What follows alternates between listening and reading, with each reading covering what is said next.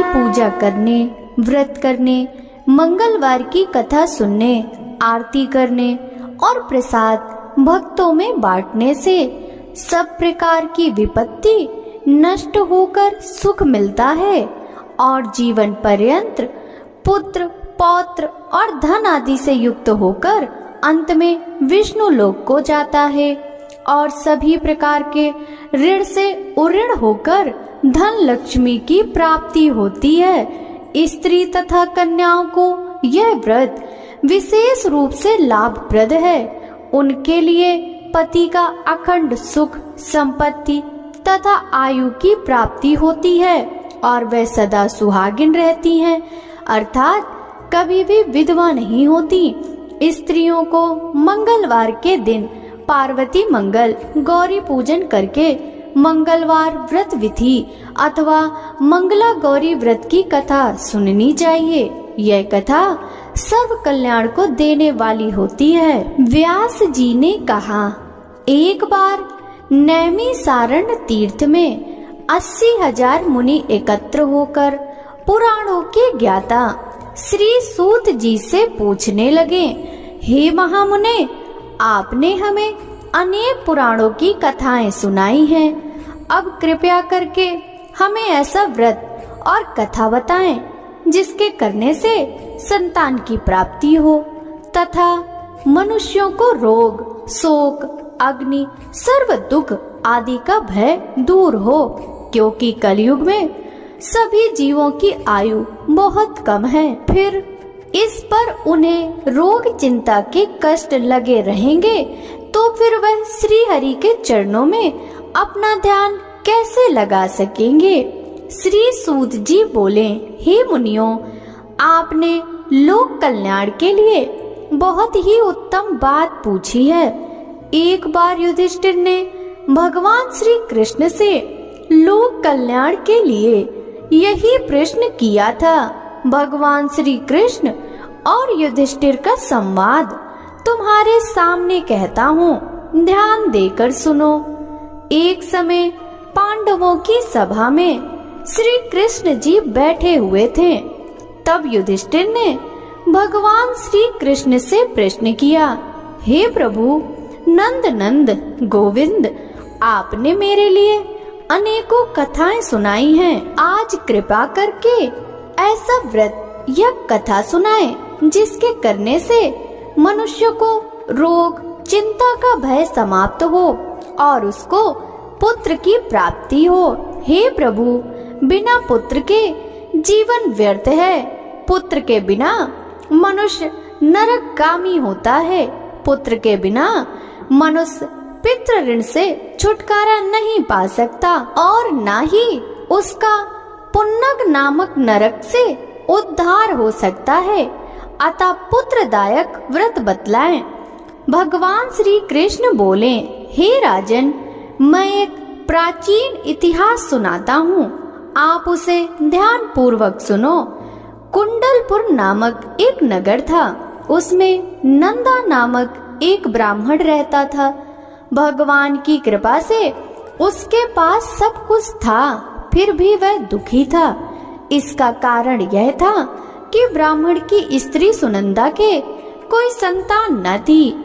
सुनंदा पतिव्रता थी, भक्ति पूर्वक श्री हनुमान जी की आराधना करती थी। मंगलवार के दिन व्रत करके अंत में भोजन बनाकर हनुमान जी का भोग लगाने के बाद स्वयं भोजन करती थी। एक बार मंगलवार के दिन ब्राह्मणी ग्रह कार्य की अधिकता के कारण हनुमान जी को भोग न लगा सकी, तो इस पर उसे बहुत दुख हुआ। उसने कुछ भी नहीं खाया और अपने मन में प्रण किया कि अब तो अगले मंगलवार को ही हनुमान जी का भोग लगाकर अन्न जल ग्रहण करूंगी। ब्राह्मणी सुनंदा प्रतिदिन भोजन बनाती, श्रद्धा पूर्वक पति को खिलाती, परंतु स्वयं भोजन नहीं करती और मन ही मन श्री हनुमान जी की आराधना करती थी। इसी प्रकार 6 दिन गुजर गए और ब्राह्मणी सुनंदा अपने निश्चय के अनुसार भूखी प्यासी निराहार रही। अगले मंगलवार को ब्राह्मणी सुनंदा प्रातः काल ही बेहोश होकर गिर पड़ी। ब्राह्मणी सुनंदा की इस असीम भक्ति के प्रभाव से श्री हनुमान जी बहुत प्रसन्न हुए और प्रकट होकर बोले, सुनंदा, मैं तेरी भक्ति से बहुत प्रसन्न हूँ, तू उठ और वर मांग। सुनंदा अपने आराध्य देव श्री हनुमान जी को देखकर आनंद की अधिकता से विह्वल हो श्री हनुमान जी के चरणों में गिरकर बोली, हे प्रभु, मेरी कोई संतान नहीं है, कृपया करके मुझे संतान प्राप्ति का आशीर्वाद दें, आपकी अति कृपा होगी। श्री महावीर जी बोले, तेरी इच्छा पूर्ण होगी, तेरे एक कन्या पैदा होगी, उसके अष्टांग प्रतिदिन सोना दिया करेंगे। इस प्रकार कहकर श्री महावीर भगवान जी अंतर्ध्यान हो गए। ब्राह्मणी सुनंदा बहुत हर्षित हुई और सभी समाचार अपने पति से कहा।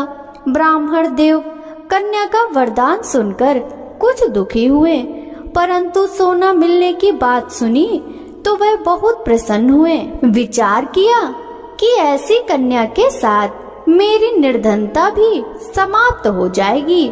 श्री हनुमान जी की कृपा से वह ब्राह्मणी गर्भवती हुई और 10वें महीने में उसे बहुत ही सुंदर पुत्री प्राप्त हुई। यह बच्ची अपने पिता के घर में ठीक उसी तरह से बढ़ने लगी जिस प्रकार शुक्ल पक्ष का चंद्रमा बढ़ता है। 10वें दिन ब्राह्मण ने उस बालिका का नामकरण संस्कार कराया।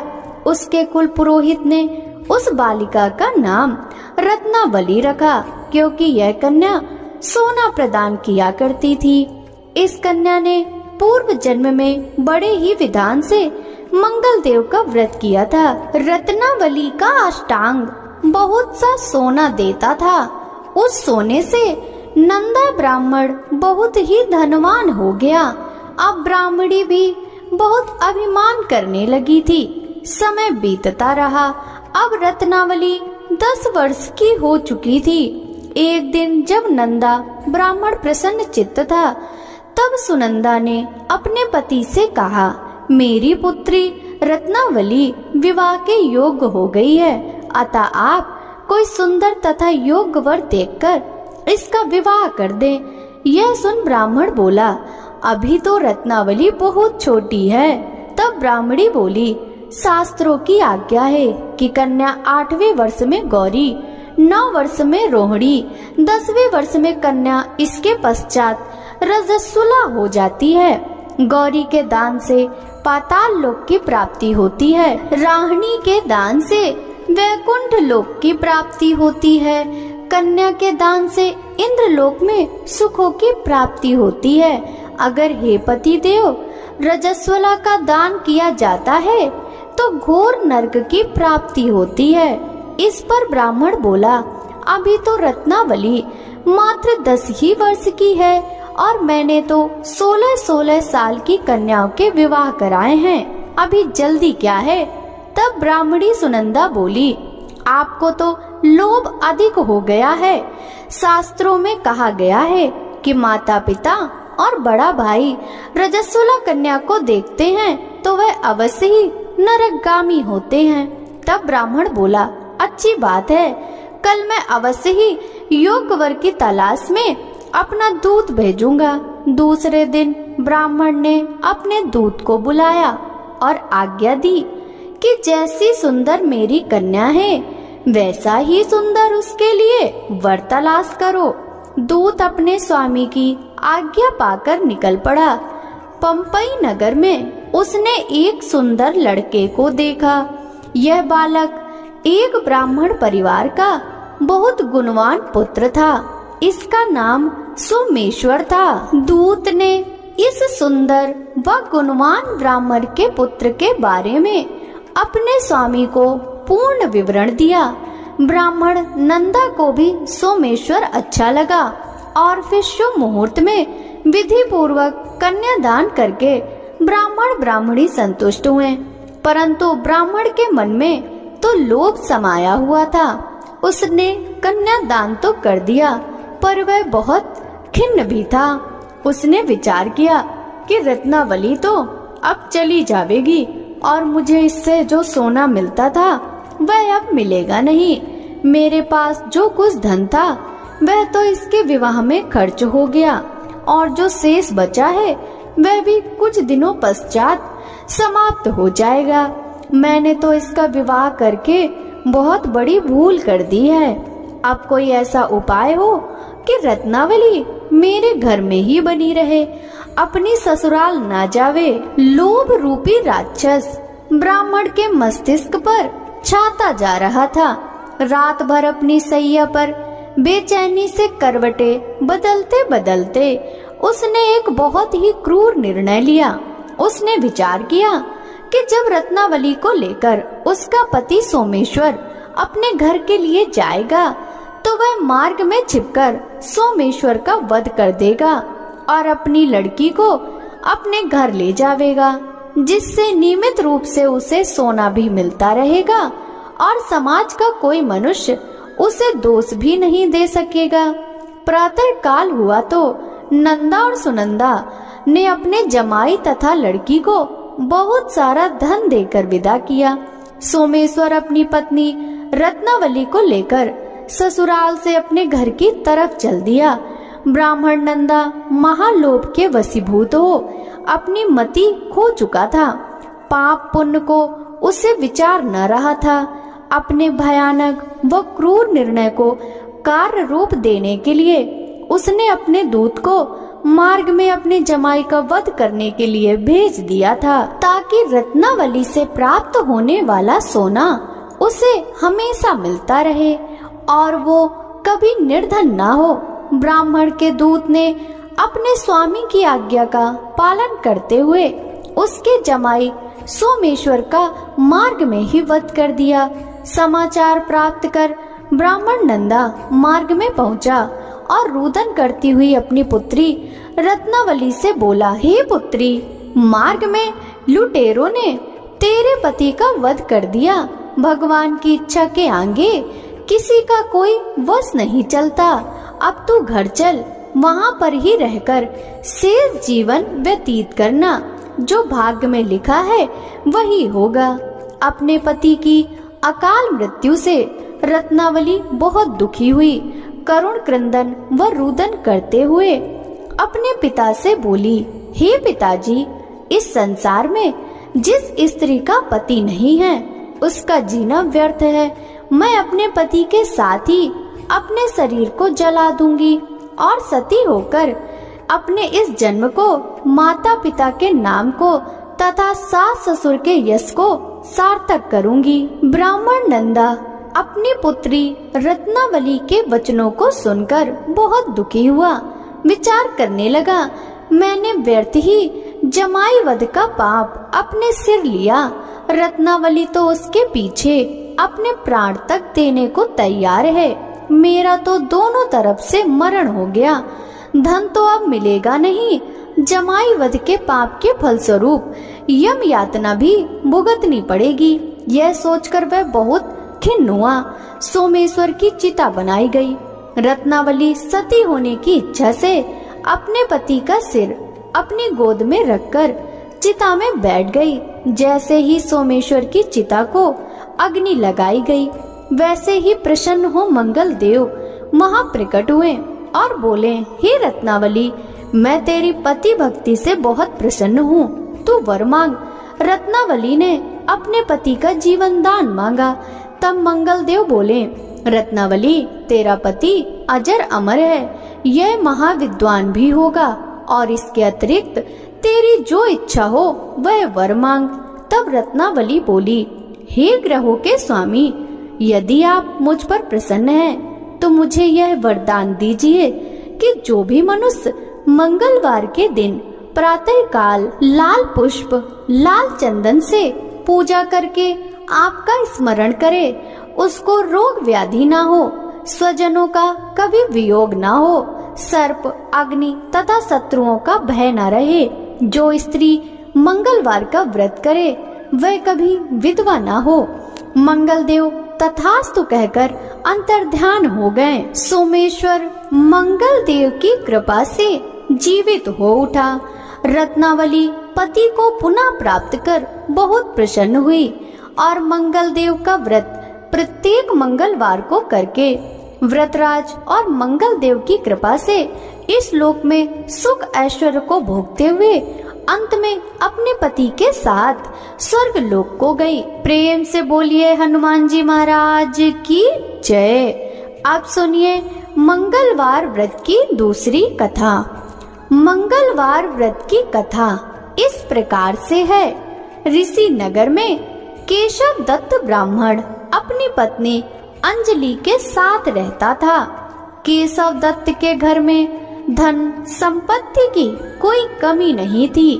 नगर में सभी केशव दत्त का सम्मान करते थे, लेकिन केशव दत्त संतान नहीं होने से बहुत चिंतित रहता था।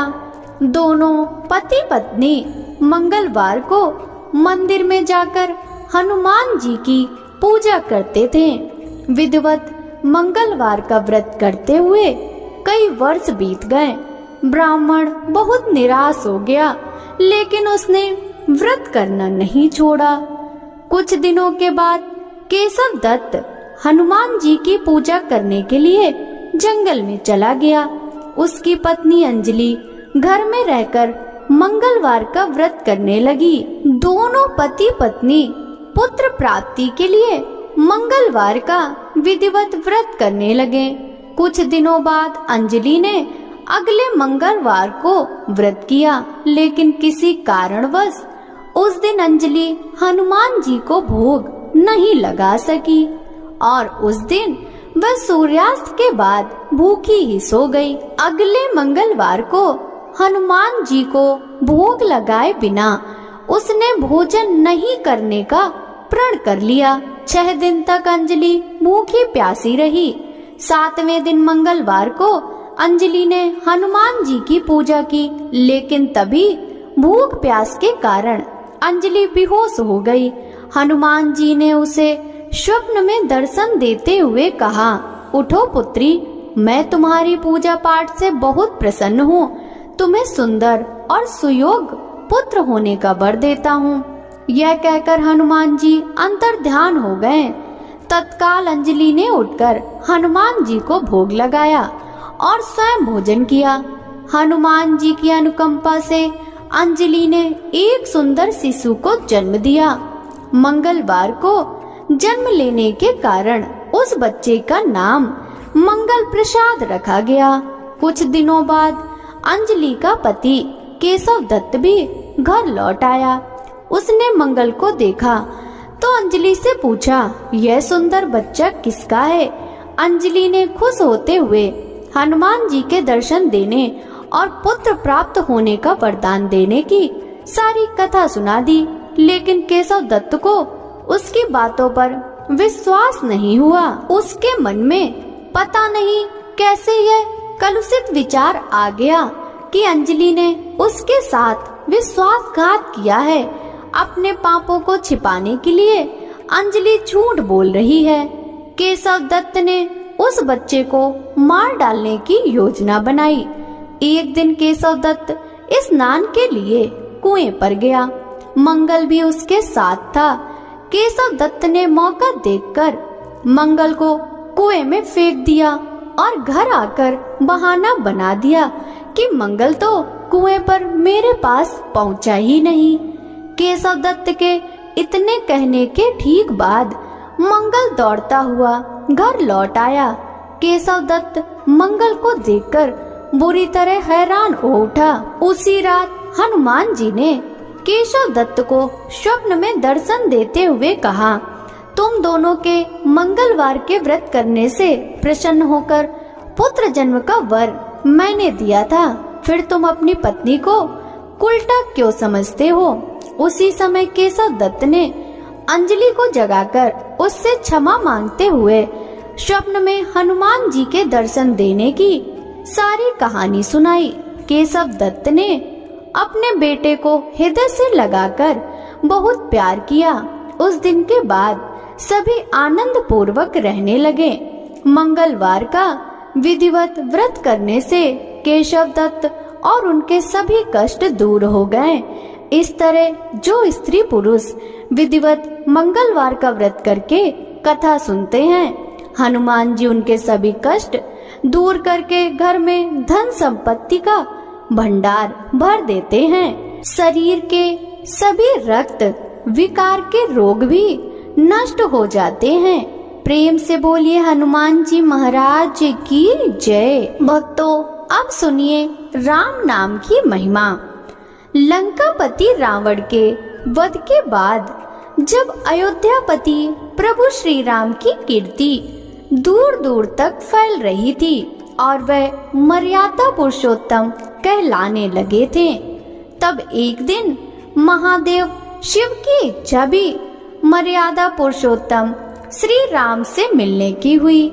पार्वती जी को संग लेकर महादेव कैलाश पर्वत से उतरकर अयोध्या नगरी के रास्ते पर चल पड़े।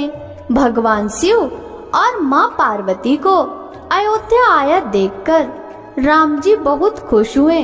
माता जानकी ने उनका उचित आदर सत्कार किया और स्वयं भोजन बनाने के लिए रसोई में चली गईं। इस बीच भगवान शिव ने श्री राम जी से पूछा, आपके सेवक हनुमान जी दिखाई नहीं पड़ रहे हैं। श्री राम जी बोले, वे बगीचे में हैं। शिव जी ने श्री राम जी से बगीचे में जाने की अनुमति मांगी और पार्वती जी का हाथ थामकर बगीचे में आ गए। बगीचे की खूबसूरती देखकर उनका मन मोहित हो गया। आम के एक घने वृक्ष के नीचे हनुमान जी दीन दुनिया से बेखबर गहरी नींद में सोए थे और एक लय में खर्राटों से राम नाम की ध्वनि उठ रही थी। चकित होकर शिवजी और माता पार्वती एक दूसरे की ओर देखने लगे। माता पार्वती मुस्कुरा उठी और वृक्ष की डालियों की ओर इशारा किया। राम नाम सुनकर पेड़ की डालियां भी झूमने लगी थी और इनके बीच से भी राम नाम उच्चारित हो रहा था। शिवजी इस राम नाम की धुन में मस्त मगन होकर खुद भी राम राम कहकर नाचने लगे। माता पार्वती जी ने भी अपने पति का अनुसरण किया और अपने कोमल पैर थिरकाने लगी। शिवजी और पार्वती जी के नृत्य से ऐसी झनकार उठी कि स्वर्ग लोक के देवता गण भी आकर्षित होकर बगीचे में आ गए और राम नाम की धुन में सभी मस्त हो गए। माता जानकी भोजन तैयार करके प्रतीक्षारत थी, परंतु संध्या गिरने तक भी अतिथि नहीं पधारे। तब अपने देवर लक्ष्मण जी को बगीचे में भेजा। लक्ष्मण जी तो स्वयं को श्री राम का सेवक ही मानते थे, अतः बगीचे में आकर जब उन्होंने धरती पर स्वर्ग का नजारा देखा तो खुद भी राम नाम की धुन में झूम उठे। महल में माता जानकी परेशान हो रही थी कि अभी तक भोजन ग्रहण करने को कोई भी आया क्यों नहीं। उन्होंने श्री राम जी से कहा, भोजन ठंडा हो रहा है, चलिए हम ही जाकर बगीचे में से सभी को ले आएं। जब राम जी बगीचे में गए तो वहाँ राम नाम की धूम मची हुई थी। हनुमान जी गहरी नींद में सोए हुए थे और उनके खर्राटों से अभी तक राम नाम निकल रहा था। श्री राम भाव विह्वल हो उठे। राम जी ने हनुमान जी को नींद से जगाया और प्रेम से उनकी तरफ निहारने लगे। हनुमान जी प्रभु को आया देख शीघ्रता से उठ खड़े हुए। नृत्य की सभा भंग हो गई। शिवजी खुले कंठ से हनुमान जी की राम भक्ति की सराहना करने लगे। हनुमान जी सकुचाए लेकिन मन ही मन खुश हो रहे थे कि सिया राम ने भोजन करने का आग्रह भगवान शिव जी से किया। सभी लोग महल में भोजन करने के लिए चल पड़े। माता जानकी भोजन परोसने लगी। हनुमान जी को भी श्री राम जी ने पंक्ति में बैठने का आदेश दिया। हनुमान जी बैठ तो गए, परंतु आदत ऐसी थी कि राम जी के भोजन करने के उपरांत ही सभी लोग भोजन करते थे। आज श्री राम जी के आदेश से पहले भोजन करना पड़ रहा था। माता जानकी हनुमान जी को भोजन परोसती जा रही थी, पर हनुमान जी का पेट ही नहीं भर रहा था। सीता जी कुछ समय तक तो उन्हें भोजन परोसती रही, फिर समझ गई कि इस तरह से तो हनुमान जी का पेट नहीं भरेगा। उन्होंने तुलसी के एक पत्ते पर राम नाम लिखा और भोजन के साथ हनुमान जी को परोस दिया। तुलसी पत्र खाते ही हनुमान जी को संतुष्टि मिली और वह भोजन खाकर उठ खड़े हुए। भगवान शिव शंकर ने प्रसन्न होकर हनुमान जी को आशीर्वाद दिया कि आपकी श्री राम भक्ति युगों युगों तक याद की जाएगी और आप संकट मोचन कहलाएंगे।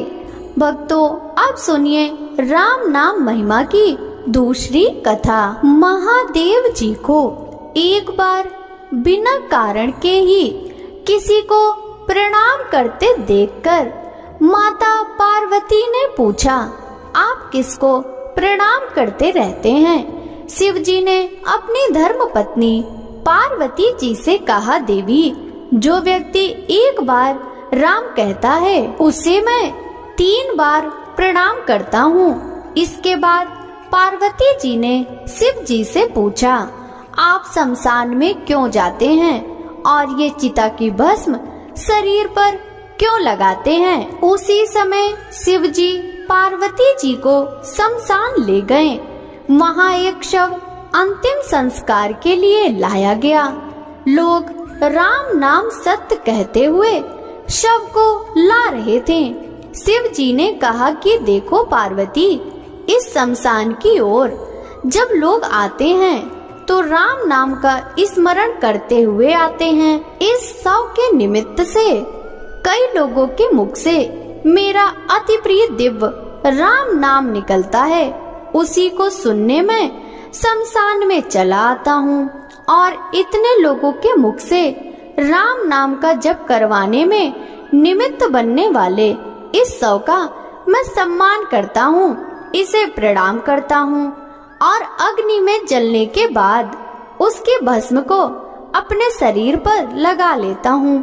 राम नाम बुलवाने वालों के प्रति मुझे इतना प्रेम है। एक बार शिव जी कैलाश पर्वत पहुँचे और पार्वती जी से भोजन मांगा। पार्वती जी विष्णु सहस्त्र नाम का पाठ कर रही थी।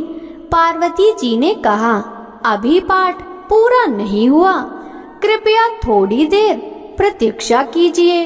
शिव जी ने कहा कि इसमें तो समय और श्रम दोनों लगेंगे। संत लोग जिस तरह से सहस्त्र नाम को छोटा कर लेते हैं और नित्य जपते हैं, वैसा उपाय कर लो। पार्वती जी ने पूछा, वो उपाय कैसे करते हैं? मैं भी जानना चाहती हूँ। शिव जी ने बताया, केवल एक बार राम कह लो, तुम्हें सहस्त्र नाम भगवान के 1000 नाम लेने का फल मिल जाएगा।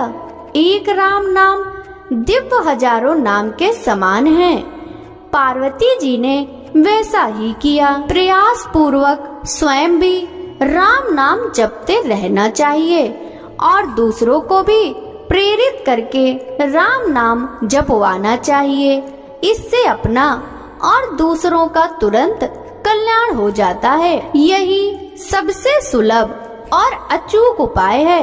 भगवान शिव कहते हैं, श्री राम राम रामेति रमे रामे मनोरमे सहस्त्र नाम तत्तुल्यम राम नाम वरानने। यह राम नाम सभी आपदाओं को हरने वाला, सभी संपदाओं को देने वाला दाता है, सारे संसार को शांति प्रदान करने वाला है। इसीलिए इसे मैं बार बार प्रणाम करता हूँ।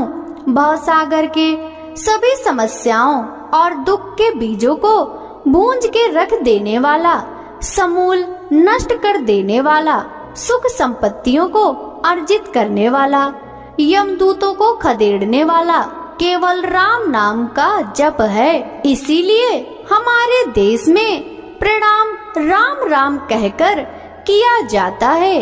प्रेम से बोलिए श्री रामचंद्र की जय, हनुमान जी महाराज की जय। भक्तों, अब सुनिए बिल्व वृक्ष की महिमा। नारद जी ने एक बार भोलेनाथ की स्तुति कर पूछा, प्रभु आपको प्रसन्न करने के लिए सबसे उत्तम और सुलभ साधन क्या है? हे त्रिलोकीनाथ, आप तो निर्विकार और निष्काम हैं। आप सहज ही प्रसन्न हो जाते हैं। फिर भी मेरी जानने की इच्छा है कि आपको क्या प्रिय है। शिव जी बोले, नारद जी, वैसे तो मुझे भक्त के भाव सबसे प्रिय हैं। फिर भी आपने पूछा है तो बताता हूँ। मुझे जल के साथ साथ बिल्व पत्र बहुत प्रिय हैं। जो अखंड बिल्व पत्र मुझे श्रद्धा से अर्पित करते हैं, मैं उन्हें अपने लोक में स्थान देता हूँ। नारद जी भगवान शंकर और माता पार्वती की वंदना कर अपने लोक को चले गए। उनके जाने के पश्चात पार्वती जी ने शिव जी से पूछा, हे प्रभु, मेरी यह जानने की बड़ी उत्कृष्ट इच्छा हो रही है कि आपको बेलपत्र इतने प्रिय क्यों हैं?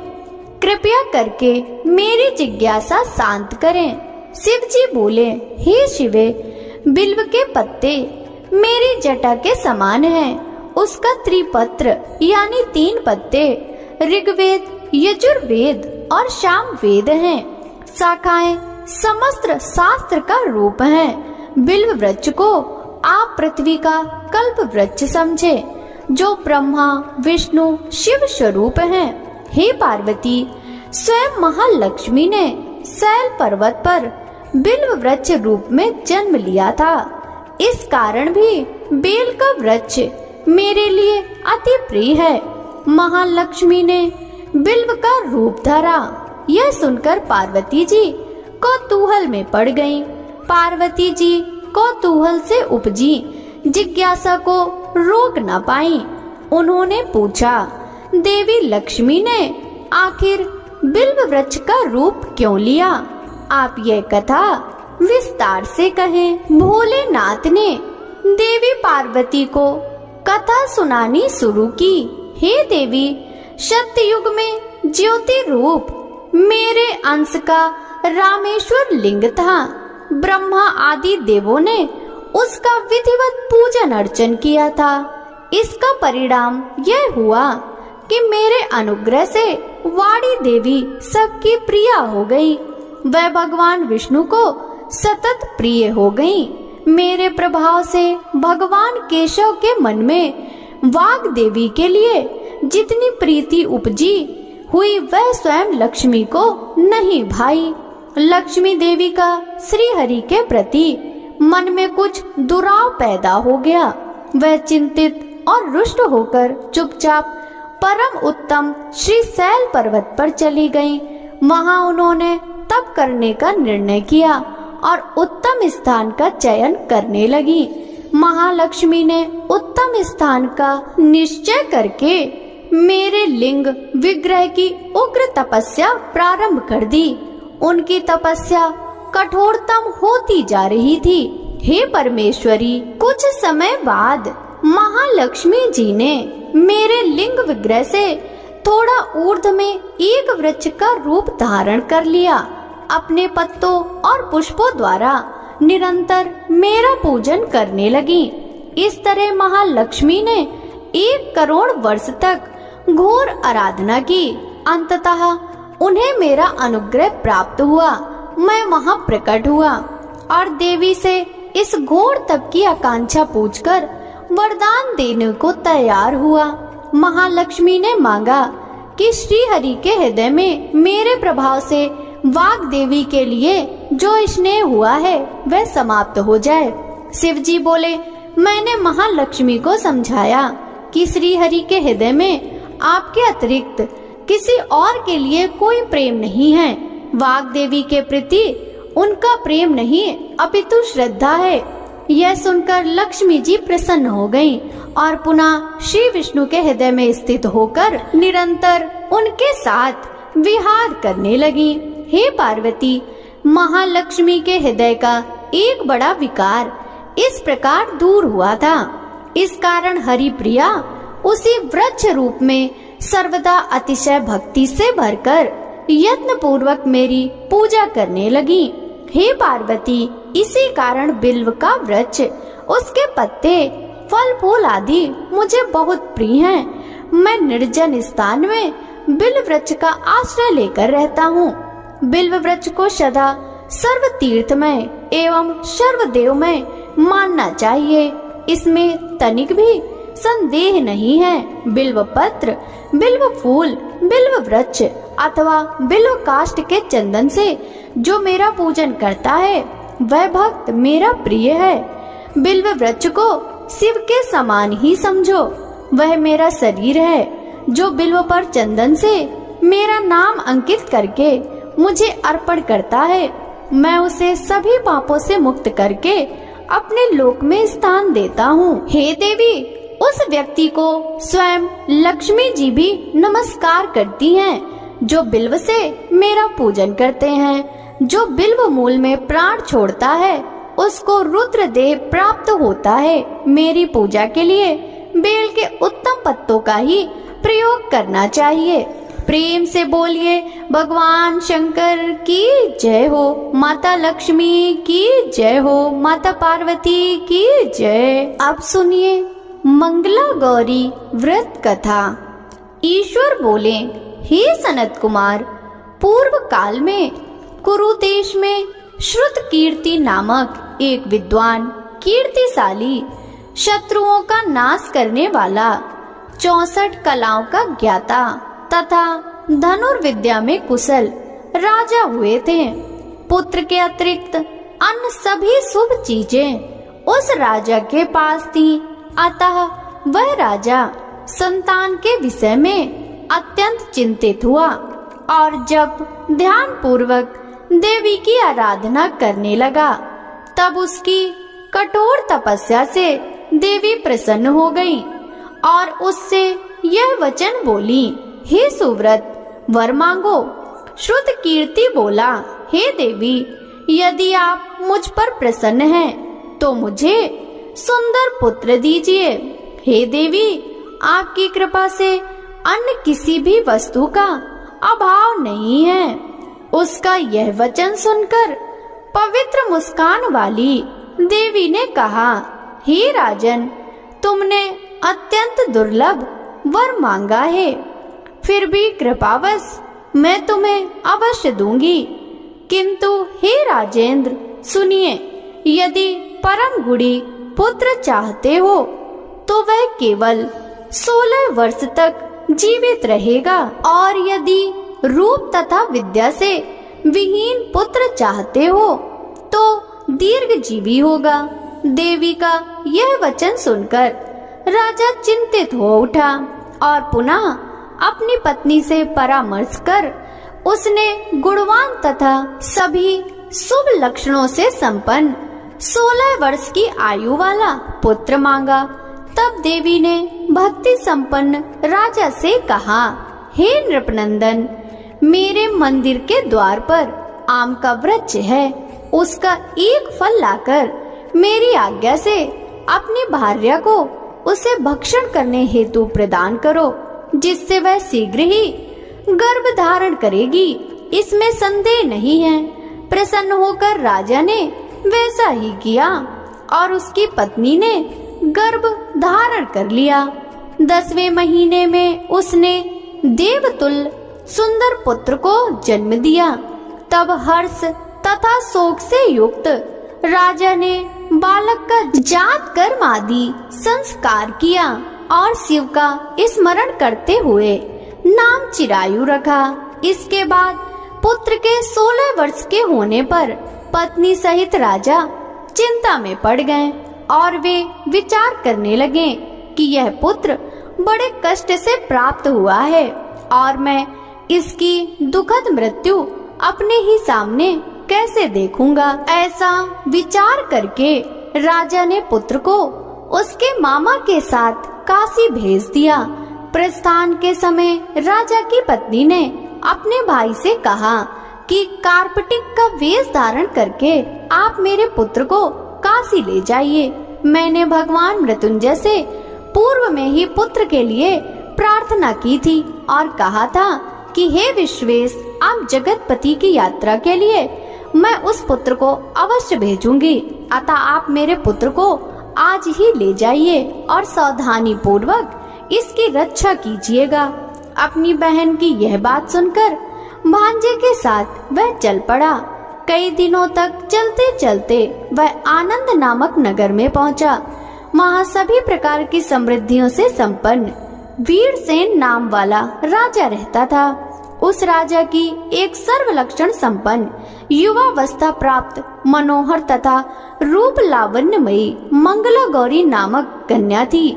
सभी उपमानों को तुच्छ कर के सौंदर्य अभिवृत्ति को प्राप्त कर वह कन्या किसी समय सखियों के साथ नगर के उपवन में क्रीड़ा करने के लिए गई हुई थी। उसी समय वह चिरायु तथा उसका मामा वे दोनों भी वहां पहुंच गए और उन कन्याओं को देखने की लालसा से वहीं विश्राम करने लगे।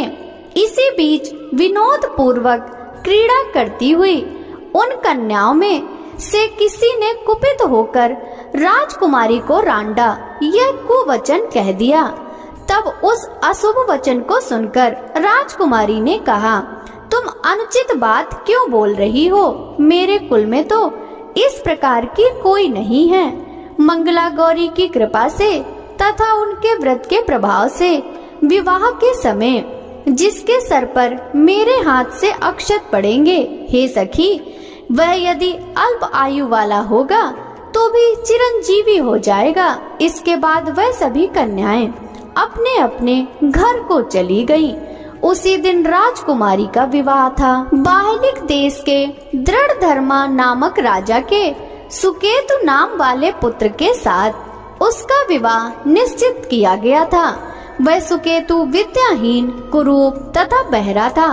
तब सुकेतु के साथ आए हुए उन लोगों ने विचार किया कि इस समय कोई दूसरा श्रेष्ठ वर ले जाना चाहिए और विवाह संपन्न हो जाने के बाद वहां सुकेतु पहुंच जाए। उन लोगों ने चिरायु के मामा के पास जाकर याचना की कि आप इस समय यह बालक हमको दे दीजिए, जिससे हमारा यह कार्य सिद्ध हो जाए। इस पृथ्वी पर परोपकार के समान दूसरा कोई धर्म नहीं है। उनकी बात सुनकर चिरायु का मामा मन ही मन बहुत प्रसन्न हुआ, क्योंकि इसने उपवन में पहले ही कन्या मंगला गौरी की बात सुन ली थी। फिर भी उसने एक बार कहा कि आप लोग इसे किस लिए मांग रहे हैं? कार्य की सिद्धि हेतु वस्त्र, अलंकार आदि मांगे जाते हैं, वर तो कहीं भी नहीं मांगा जाता। तथापि आप लोगों का सम्मान रखने के लिए इसे मैं दे रहा हूँ। इसके बाद चिरायु को वहां ले जाकर उन लोगों ने विवाह संपन्न कराया। सप्तपदी आदि के हो जाने पर रात्रि में शिव पार्वती की प्रतिमा के समक्ष चिरायु ने हर्ष युक्त होकर मंगला गौरी के साथ शयन किया। उसी दिन चिरायु के 16 वर्ष पूर्ण हो चुके थे और अर्धरात्रि में साक्षात काल सर्प रूप में वहां आ गया। इसी बीच संयोगवश राजकुमारी जाग गई। उसने उस महासर्प को वहां देखा और वह भय से व्याकुल होकर कांपने लगी। तभी उस कन्या ने धैर्य धारण कर 16 उपचारों से सर्प की पूजा की और पीने के लिए उसे दूध दिया। उसने दीनता भरी वाणी में उस सर्प से प्रार्थना तथा स्तुति की। मंगला गौरी प्रार्थना करने लगी कि मैं उत्तम व्रत को करूंगी जिससे मेरे पति जीवित रहें। ये जिस तरह से चिरकाल तक जीवित रहें, आप वैसा कीजिए। इतने में सर्प वहां स्थित एक कमंडलू में प्रवेश कर गया और उस मंगला गौरी ने अपनी कंचुकी से उस कमंडलू का मुंह बांध दिया। इसी बीच उसका पति अंगड़ाई लेकर जाग गया और अपनी पत्नी से बोला, हे प्रिय, मुझे भूख लगी है। तब वह अपनी माता के पास जाकर खीर, लड्डू आदि ले आई और उसके द्वारा दिए गए भोज्य पदार्थ को उसने प्रसन्न मन होकर खाया। भोजन के पश्चात हाथ धोते समय उसके हाथ से अंगूठी गिर पड़ी। तांबूल खाकर वह पुनः सो गया। इसके बाद मंगला गौरी कमंडलू को फेंकने के लिए जाने लगी। विधि की कैसी गति है कि उस कमंडलू में से बाहर की ओर जगमग करती हुई हार कांति को देखकर वह आश्चर्यचकित हो गई। घट में स्थित उस हार को उसने अपने कंठ में धारण कर लिया। इसके बाद कुछ रात शेष रहते ही चिरायु का मामा आकर उसे ले गया। इसके बाद वर पक्ष के लोग सुकेतु को वहां ले आए। उसे देख मंगला गौरी ने कहा कि यह मेरा पति नहीं है। तब उन सभी ने उससे कहा, हे सुबह, तुम यह क्या बोल रही हो? यहाँ तुम्हारा कोई परिचायक हो तो उसे हम लोगों को बताओ। मंगला गौरी बोली, जिसने रात्रि में 9 रत्नों से बनी अंगूठी दी है, उसकी अंगुली में इसे डालकर परिचायक निशानी देख ले। मेरे पति ने रात्रि में मुझे जो हार दिया था उसके रत्नों का समुदाय कैसा है, इस बात को यह बताए। यह तो कोई अन्न ही है। इसके अतिरिक्त रात्रि में आम सींचते समय उनका पैर कुमकुम से लिप्त हो गया था। अब वह मेरी जांघ पर अब भी विद्यमान है। उसे आप लोग शीघ्र ही देख लें। साथ ही रात में परस्पर भाषण तथा भोजन आदि जो कुछ किया गया था उसे भी यह बता दे, तब यह निश्चय ही मेरा पति है। इस प्रकार उसका वचन सुनकर सभी ठीक है कहने लगे। किंतु जब एक भी बात न मिली तब सभी ने सुकेतु को उसका पति होने से निषिद्ध कर दिया और वर पक्ष वाले जिस तरह से आए थे उसी तरह से चले गए। उसके बाद अपने वंश को बढ़ाने वाले महान यश से संपन्न तथा परम मनस्वी मंगला गौरी के पिता ने अन्न पान आदि का सत्र चलाया। उन्होंने वर पक्ष का वृतांत कानो कान सुन लिया कि स्वरूप से कुरूप होने के कारण लोगों के द्वारा किसी अन्न को वर के रूप में आदर पूर्वक लाया गया था। तब उन्होंने अपनी कन्या को पर्दे के भीतर बिठा दिया। उसके बाद 1 वर्ष बीतने पर यात्रा करके चिरायु अपने मामा के साथ यह देखने आया कि विवाह के बाद वहाँ क्या हुआ। तब उसे गवाक्ष के भीतर से देखकर वह मंगला गौरी अत्यंत प्रसन्न हुई और माता पिता से बोली कि मेरे पति आ गए हैं। राजा ने अपने सुहृद जनों को बुलवाकर पूर्व में कहे गए सभी परिचायकों को निशानी को देखकर मंद मुस्कान वाली अपनी कन्या चिरायु को सौंप दी। राजा ने शिष्ट जनों को साथ लेकर विवाह का उत्सव कराया। इसके बाद राजा वीरसेन ने वस्त्र, आभूषण आदि, सेना, घोड़े, रथ और अन्न बहुत सी सामग्रियां देकर उन्हें विदा किया। उसके बाद कुल को आनंदित करने वाला वह चिरायु पत्नी तथा मामा को साथ लेकर सेना के साथ अपने नगर पहुंचा। लोगों के मुख से उसे आया हुआ सुनकर उसके माता पिता को विश्वास नहीं हुआ। उन्होंने सोचा कि प्रारब्ध अन्यथा कैसे हो सकता है। इतने में वह अपने माता पिता के पास आ गया और स्नेह से परिपूर्ण वह चिरायु भक्ति पूर्वक उनके चरणों में गिर पड़ा। तब अपने पुत्र का मस्तक सूंघकर उन दोनों ने परम आनंद प्राप्त किया। पुत्र वधू मंगला गौरी ने भी सास ससुर को प्रणाम किया। तब सास उसे अपनी गोद में बिठाकर सारा वृतांत शीघ्रता पूर्वक पूछने लगी। हे महामुने, तब पुत्र वधू ने भी मंगला गौरी के उत्तम व्रत महात्म तथा जो कुछ घटित हुआ था वह सब वृतांत बताया। हे सनत कुमार, मैंने आपसे इस मंगला गौरी व्रत का वर्णन कर दिया। जो कोई भी इसका श्रवण करता है अथवा इसे कहता है उसके सभी मनोरथ पूर्ण हो जाते हैं, इसमें संदेह नहीं है। सूत जी बोले, हे ऋषियों, इस प्रकार शिव जी ने सनत कुमार को यह मंगला गौरी व्रत बताया और उन्होंने सभी कार्यों को पूर्ण करने वाले इस व्रत को सुनकर महान आनंद प्राप्त किया। भक्तों, ये थी मंगला गौरी व्रत की कथा। प्रेम से बोलिए माँ मंगला गौरी की जय। बोलिए भगवान श्री रामचंद्र की जय।